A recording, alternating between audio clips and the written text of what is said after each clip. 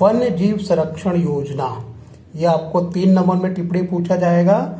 इसमें कुल अलग अलग योजनाएं हैं जिसे 2-2 नंबर में भी अलग अलग पूछे जाते हैं। वन्य जीव संरक्षण योजना में प्रथम योजना है बाघ परियोजना। एक अंदाज के अनुसार 20वीं सदी के प्रारंभ में भारतीय जंगलों में लगभग 40,000 से ज्यादा बाघ पाए जाने का अनुमान या उल्लेख है। अनियंत्रित गैर कानूनी रूप से होने वाले शिकार एवं निर्वणीकरण, यहाँ आप जंगलों का विनाश भी लिख सकते हैं। तो अनियंत्रित गैर कानूनी रूप से होने वाला शिकार एवं जंगलों के विनाश के परिणाम स्वरूप बाघ के अस्तित्व के सामने बड़ा संकट उत्पन्न हुआ। 1971 में बाघ को बचाने के उद्देश्य से यह बाघ परियोजना शुरू की गई। इसके अनुसार बाघ के प्राकृतिक आवासों को सुरक्षित रखना एवं पर्यावरण संतुलन बनाए रखना, यह इस योजना का मुख्य उद्देश्य है, जिसे राष्ट्र स्तर पर लागू किया गया। अभी वर्तमान समय में देश में कुल 44 क्षेत्र इस योजना में कार्यरत है। दूसरी योजना है हाथी परियोजना। 1992 में इस प्रोजेक्ट का आरंभ किया गया। इसका मुख्य उद्देश्य हाथियों को उनके प्राकृतिक आवासों में संरक्षण देना तथा अनेक प्राकृतिक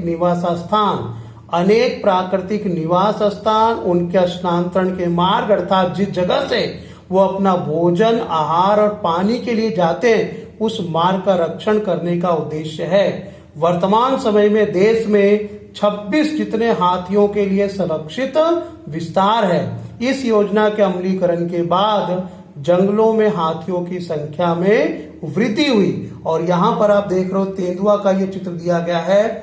तेंदुआ या बिल्ली कुल का है। सिंह और बाघ की तुलना में कद छोटा होता है। इसकी बस्ती संपूर्ण भारत में पाई जाती है और ये संपूर्ण काले रंग के भी पाए जाते हैं। गुजरात के जंगलों में इनकी बड़ी तादाद है। तो इसमें आपको विकल्प में भी काम आ जाएगा। तेंदुआ कौन से कुल का प्राणी है? बिल्ली कुल का। ये आप देख रहे हैं चीता का चित्र है। चीता भारत के जंगलों में संपूर्ण नामशेष से मतलब नष्ट हो चुका है। वर्तमान समय में ये प्राकृतिक रूप से अगर आप इसे देखना चाहते हैं प्राकृतिक निवास में, तो सिर्फ अफ्रीका महाद्वीप में ये देखने को मिलता है। भारत में ये बंधनावस्था में अर्थात मात्र प्राणी संग्रहालय में इसे देख सकते हैं। चलिए तीसरा परियोजना गेंडा परियोजना। यह परियोजना एक सिंगी भारतीय गेंडे के संरक्षण के लिए बनाई गई है। भारत में अधिकांश गेंडे असम राज्य में पाए जाते हैं। पश्चिम बंगाल के सुंदरवन में भी इनकी मर्यादित संख्या मिलती है। भारत राइनो विजन 2020 की व्यू रचना के अनुसार भारत में गेंडों की संख्या 3000 तक पहुंचाने का लक्ष्यांक रखा गया है। और आप देख सकते हैं एक सिंगीय भारतीय गेंडा जो असम के दलदलीय क्षेत्रों में पाया जाता है। ये जो एक सिंगी गेंडा आप देख रहे हैं असम में ब्रह्मपुत्र के दलदलीय क्षेत्रों, कीचड़ वाले क्षेत्रों में और बंगाल में, पश्चिम बंगाल में सुंदरवन के क्षेत्रों में पाया जाता है। इनके सींगों में से दवा बनाने के लिए इसका शिकार होता है। ये तृणाहारी जीव है, मतलब यह शाकाहारी है। ठीक है, संरक्षण के बाद इनकी संख्या दिन पर दिन बढ़ रही है। ये भारत का एक सिंगी गेंडा है। इसके नाक के ऊपर एक सिंग उठता है, इसलिए से एक सिंगी गेंडा कहा गया है। और एक और अफ्रीका महाद्वीप में पाया जाता है गेंडा जिसके नाक के ऊपर 2 सिंग होता है, लेकिन वह भारतीय एक सिंगीय गेंडा की तुलना में कम मजबूत और उसका वजन, उसकी लंबाई, चौड़ाई, आकार छोटा होता है। अब हम चौथी परियोजना पढ़ रहे घड़ियाल परियोजना। आप यहाँ चित्र में देख रहे हो घड़ियाल के मगर की प्रजाति, ये लंबे मुंह वाला, ये चौड़े मुंह वाला। हम शुरुआत करते हैं घड़ियाल परियोजना। घड़ियाल परियोजना के अंतर्गत मीठे पानी में पाई जाती मगरों की यह प्रजाति 1970 के दशक में लुप्त होने के कगार पर थी।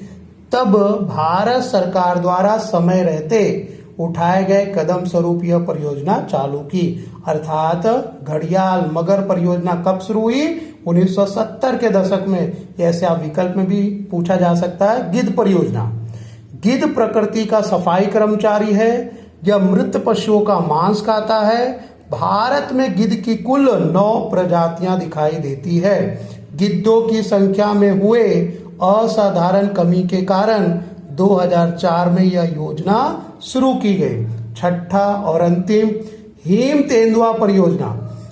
हिमालय में लगभग 3000 मीटर की ऊंचाई पर दिखने वाली यह प्रजाति बर्फ में रहती है। स्थानीय लोगों में हिम तेंदुओं के बारे में जानकारी बढ़े और उसके संरक्षण के लिए लोग जागृत हो, इस उद्देश्य से 2000 में यह परियोजना प्रारंभ की गई। यह हिम तेंदुआ परियोजना था, लेकिन इसके अलावा भी आपको एरो बनाकर कुछ योजनाएं बतानी पड़ेगी, जैसे कश्मीरी हंगुल परियोजना, लाल पांडा परियोजना, मणिपुर में पाई जाने वाली एक विशिष्ट हिरन प्रजाति के लोग मणिपुर थामिल परियोजना, गंगा ब्रह्मपुत्र नदी में पाई जाने वाली गंगा डॉल्फिन परियोजना भी कार्यरत है। तो ये आपको हुआ वन्य जीव संरक्षण की योजनाएं। लाल पांडा, जिस तरह से तेंदुआ, चीता के बारे में हमने पढ़ा, उस तरह से लाल पांडा भारत में पूर्व हिमालय के ठंडे वनों में मिलता है।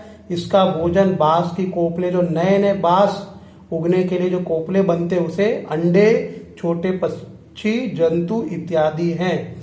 यह दिन में कम सक्रिय रहता है। भारत के अलावा चीन, नेपाल, भूटान, म्यांमार में इसकी संख्या है। ऐसी चीजें पूछी नहीं जाती, लेकिन अधिकांश बार पेपर में विकल्प के रूप में पूछ लिया जाता है। जलचर गंगे डॉल्फिन, यह डॉल्फिन के बारे में है।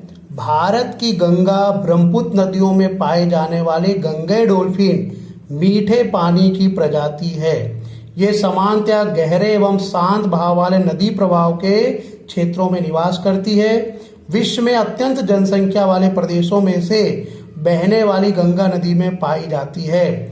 और यहाँ पर आप देख सकते हो कि इसके अस्तित्व में खतरा आ रहा है। नदी में छोड़ा गया गंदा पानी, निर्वणीकरण से होने वाले काप के कारण, मत्स्य उद्योग, नदी नौकायान, औद्योगिक कचरा के कारण इसके अस्तित्व के सामने खतरा उत्पन्न हुआ है।